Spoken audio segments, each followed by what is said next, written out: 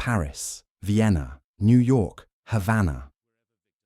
Wherever Victor Lustig went, the game followed. Not because he carried weapons or armies, but because he carried words. In the pantheon of the world's most successful con artists, one name gleams like a polished gold coin: Victor Lustig. The man who sold the Eiffel Tower twice. The man who conned gangsters and governments, businessmen and bankers, all with nothing more than charm timing and an impeccable suit. But who was he? Ask 5 historians, you might get 5 different answers. Some say he was born in Austria-Hungary near the Bohemian border in 1890. Others claim he fabricated his entire origin. Passport records list names like Robert V. Miller, Count Victor Lustig, and dozens more. But the real man behind the myth remains as slippery as the scams he orchestrated. What we do know is this: he was a polyglot fluent in English, French, German, Italian, and Czech. He played the violin, memorized Shakespeare, and could speak like a professor or a peasant. He dressed like royalty, moved like a diplomat, and thought like a chess master 3 moves ahead of everyone else. By the time he was 20, he had already begun his transformation into something more than a criminal. He was becoming a myth. In his early years, Lustig traveled aboard transatlantic ships between Europe and America. But he wasn't a passenger, he was a hunter. While others played cards to pass the time, he played people. He would approach wealthy travelers and offer them a miracle device, a box that could duplicate dollar bills. The money printing machine was a masterpiece of illusion. Constructed from polished mahogany brass rollers and gears, it slowly fed in blank paper and printed out what appeared to be crisp, real US bills. It took 6 hours to process each note, he explained, due to a chemical reaction. And by the time his victims realized they had been duped with nothing more than blank paper emerging, the con man was long gone with their money. But Lustig didn't just scam for profit, he scammed for elegance, for perfection. Each con was an art form orchestrated with the precision of a symphony. He lived by a personal code, a set of commandments for successful con artists, rules that would be passed down among grifters for decades. Among them, be a patient listener. Never boast, just let your importance be quietly obvious. Never get drunk. Never pry into a man's personal circumstances. Never show the slightest desire for wealth. These weren't just tactics, they were armor. They allowed Lustig to slip into any room, any role, any story. Banker, diplomat, inventor, count. It was the title of Count Victor Lustig that he wore most proudly. In the roaring 1920s, amid the jazz and chaos of post-war Europe, claiming to be aristocracy granted instant credibility. He moved through Parisian hotels and Viennese salons like he belonged there because he made others believe he did. But the man was not without risk.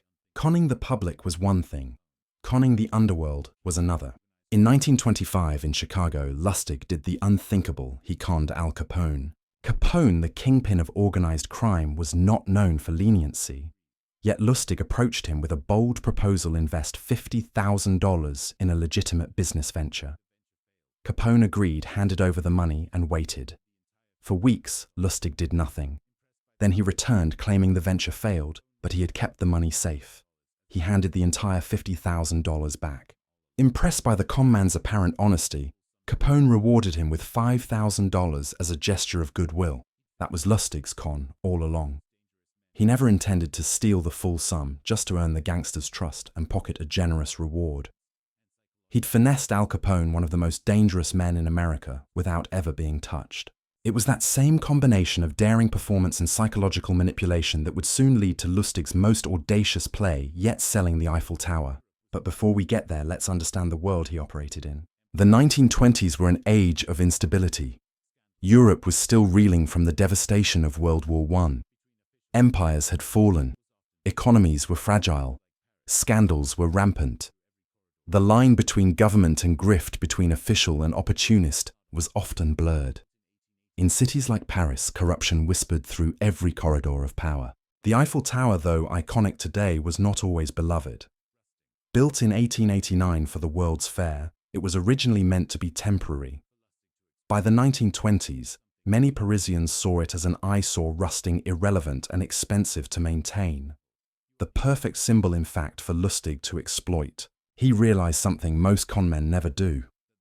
You don't need to trick people into believing something impossible. You only need to show them what they're already afraid might be true. So when he whispered in perfect French that the government was planning to quietly sell the Eiffel Tower for scrap, people listened. It sounded insane, but it also sounded possible. He forged government stationery. He arranged secret meetings in luxury hotels. He dressed like a bureaucrat and behaved like a man burdened with classified knowledge. And the buyers, they weren't fools. They were ambitious scrap metal businessmen, desperate to win a lucrative and totally illegal deal. All Lustig had to do was dangle the illusion. But we're getting ahead of ourselves. Spring 1925. Paris was alive with optimism and dust. The city was rebuilding itself after the horrors of the Great War, and the air crackled with a mix of jazz ambition and uncertainty. It was in this moment, when confidence returned but trust was still fragile, that Victor Lustig saw his opportunity. He read a newspaper article that most would overlook. It mentioned in passing the growing cost of maintaining the Eiffel Tower. The structure, then over 35 years old, was rusting. Many Parisians still considered it an eyesore, a relic of an industrial past no longer in vogue.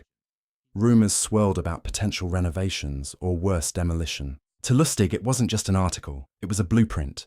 He saw what others couldn't, an opening in the public imagination. He knew how to turn that whisper of doubt into a stage for his greatest performance.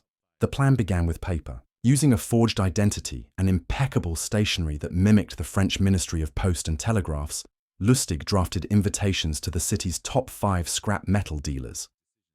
The letter requested their urgent presence at the prestigious Hôtel de Crillon, just off the Place de la Concorde. It was one of the most luxurious hotels in Paris, exactly where high-level government decisions might occur in secret. In the letter, Lustig identified himself as Deputy Director General of the Ministry of Posts and Telegraphs. His tone was official, but discreet. He implied the French government had decided quietly to sell off the Eiffel Tower for scrap metal. But due to potential public outrage, the process had to be confidential. Only select trusted dealers were invited to bid. The tower was to be dismantled in secret under the guise of renovation. The government would deny all knowledge. But for the right businessman, it could mean access to 7,000 tons of prime iron and steel, a fortune waiting to be melted. The invitation alone sent pulses racing. In a post-war economy, every man in that room saw not just iron, but legacy power and riches. The meeting was set. 5 of Paris's wealthiest scrap merchants arrived at the Hôtel de Crillon, unaware that they were walking into a masterwork of deception. Lustig greeted them in a tailored suit, offered them fine cigars, and carried himself with all the weariness of a bureaucrat entrusted with a scandalous burden. He led them through a formal presentation. He spoke of maintenance costs, of political debates, of rising public sentiment against the tower. He even showed them forged documents complete with government stamps, detailing the financial burden of preserving the monument. He referred vaguely to the minister and higher authorities, but always shielded the names with solemn discretion. Then he invited them one by one to accompany him on a chauffeured tour of the Eiffel Tower itself. As they rode together through Paris, Lustig offered whispered asides about politics, finances, and quiet deals. At the tower, he pointed out structural flaws and rust patches, reinforcing the illusion that it was no longer a symbol, but a liability. Each detail was calculated. Lustig's genius wasn't in the lie. It was in how he let others convince themselves it was true. He watched their faces gauge their ambitions. He studied who asked about the profit margins, who asked about the risks, and who asked about how discreet this process would be. Among them, one stood out, André Poisson, a relatively new player in the Paris scrap scene. He wasn't the richest, but he was the most eager. He saw the deal not only as a windfall, but as a way to prove himself among Paris's elite industrialists. Poisson hesitated briefly at the idea of bribery. That was when Lustig applied the finishing stroke. He arranged a private lunch with Poisson. There, over wine and veiled confessions, he pretended to confide in him. "The truth is, Monsieur Poisson, I am but a servant of the state. My salary is modest, and yet I am expected to handle affairs of great delicacy." "You understand," he paused. "Let the silence suggest what words couldn't." Poisson nodded. He understood. That nod sealed it. Within days, Lustig received the bribe. And not just the bribe, but the full payment for the purchase of the Eiffel Tower. Hundreds of thousands of francs in cash handed over discreetly to an official who didn't exist for a deal that never would. Then Lustig vanished. No good con ends with a flourish. It ends with silence. He left Paris that same night and boarded a train for Vienna. Within 24 hours, he was out of France. Within 48 hours, Poisson was beginning to suspect. But the genius of the scam wasn't just in the con, it was in the escape. Lustig had bet correctly that Poisson would be too embarrassed to go to the police. To report that he had paid a bribe to a fake official for a deal that was illegal to begin with would be to expose himself to public humiliation and prosecution. Poisson stayed silent, and that silence made Victor Lustig a legend. He had sold the Eiffel Tower, but the story doesn't end there. Months later, Lustig was living in luxury in Austria reading French newspapers. No mention of the crime, no investigation, no arrest. So he returned to Paris and tried it again. Victor Lustig wasn't finished. After successfully selling the Eiffel Tower the first time and slipping away without consequence, most criminals would have disappeared forever. But Lustig was not most criminals. His addiction wasn't to money, it was to mastery. And mastery demands repetition. Months after conning André Poisson, Lustig returned to Paris under a new identity. He reassembled the plan almost identically. The same forged letters, the same official seals, the same pitch to the top scrap dealers of France. But this time something was different. The target he selected, his new Poisson, was not a naive newcomer. This man was sharp, skeptical, and far more connected. He accepted the initial offer with curiosity, but something didn't sit right. Perhaps it was the too perfect paperwork. Perhaps it was Lustig's own overconfidence. Perhaps it was simply luck running out. When Lustig left the hotel cash in hand, the man didn't wait in silence. He went to the police. The scam unraveled. Within hours, Lustig's name was on the wire. France's gendarmerie issued notices across borders. Descriptions circulated: tall, elegant, mid-30s, immaculate French possible aristocrat, carries himself like a count. But Lustig was gone. Again, gone like smoke. He didn't just flee, he transformed. He reappeared in the United States, first in New York, then in Chicago, then New Orleans, always under a new name, a new suit, and a new scheme. And it was in America that Victor Lustig executed some of his most daring and bizarre scams. The Romanian box scam made a dramatic comeback. This time he toured wealthy businessmen in Texas and Florida, offering a mahogany money duplicator that could replicate $100 bills. Victims paid thousands for the box and waited as it produced 2 or 3 authentic bills Lustig had preloaded. Then, as hours passed and only blank paper emerged, realization dawned. Too late. But perhaps the most famous of all Lustig's American exploits was his foray into counterfeiting.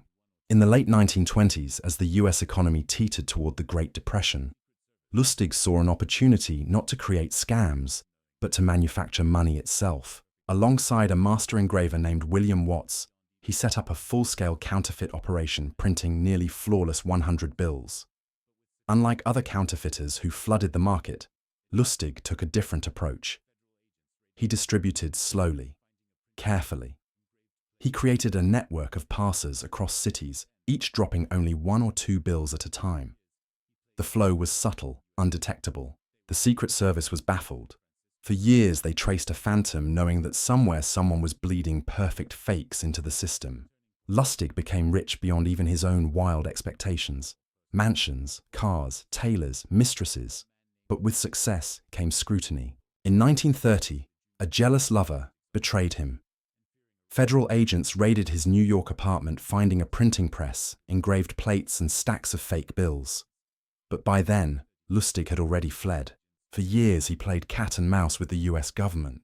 They would catch glimpses of him in San Francisco, then in Kansas City, then in Havana. Each time he slipped away. The turning point came not from law enforcement, but from a betrayal far more personal. One of his closest associates, a man named Tom Shaw, had grown resentful.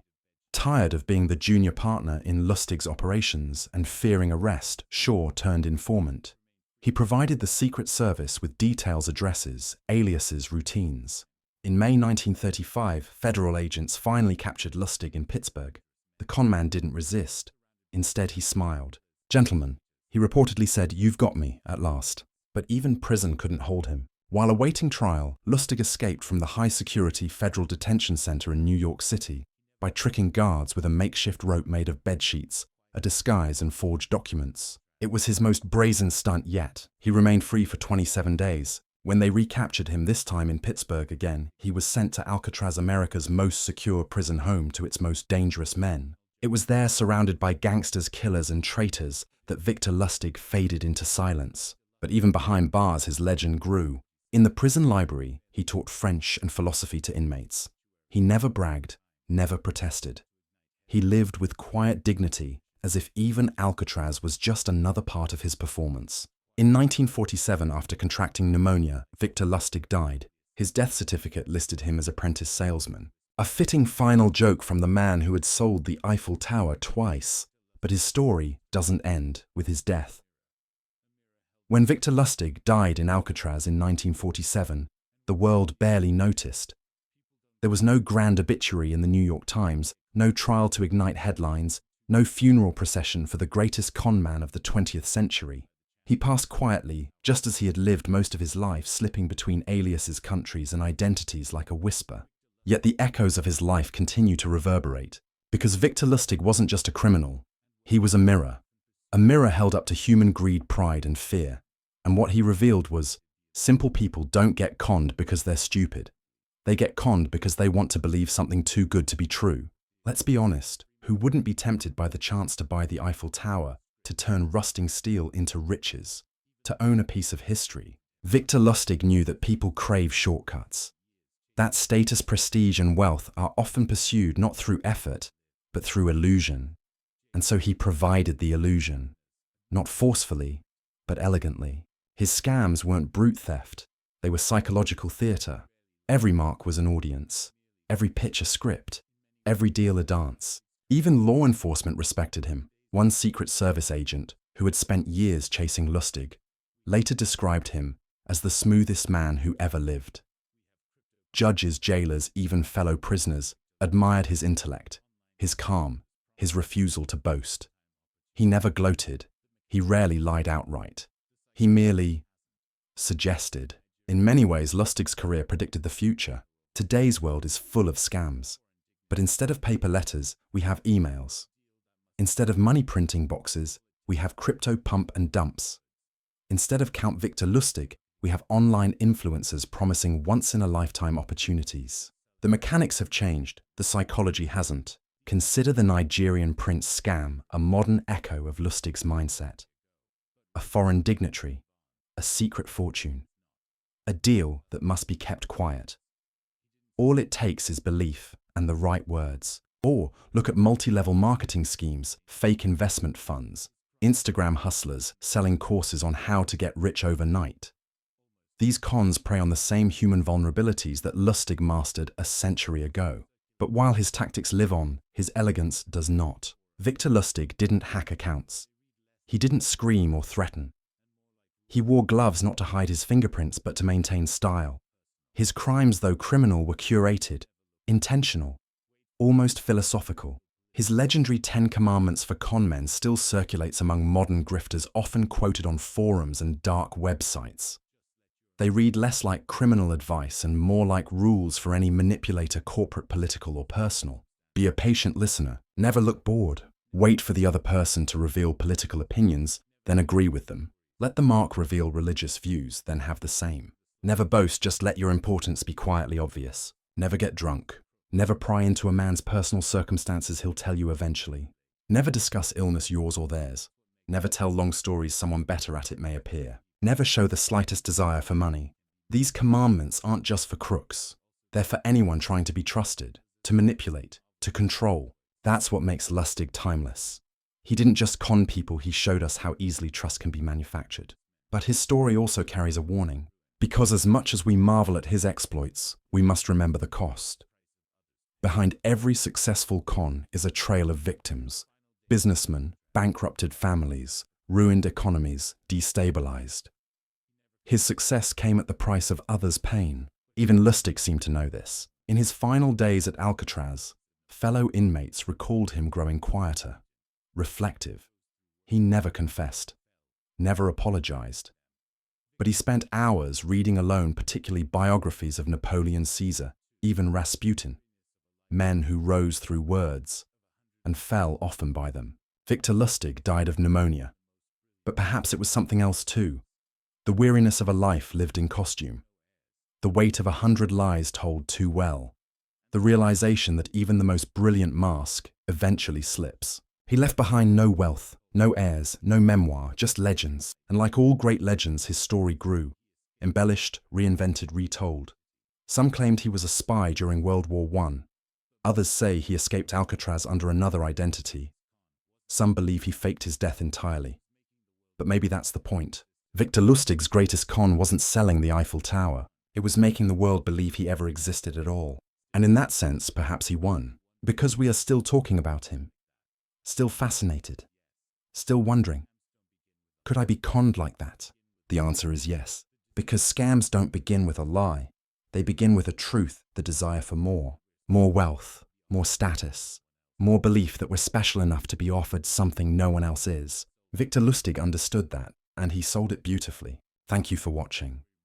If you found this story riveting, revealing, or just downright unbelievable, subscribe for more true stories from the shadowy corners of history, business, and deception. Because the world is full of victors, and they're always watching.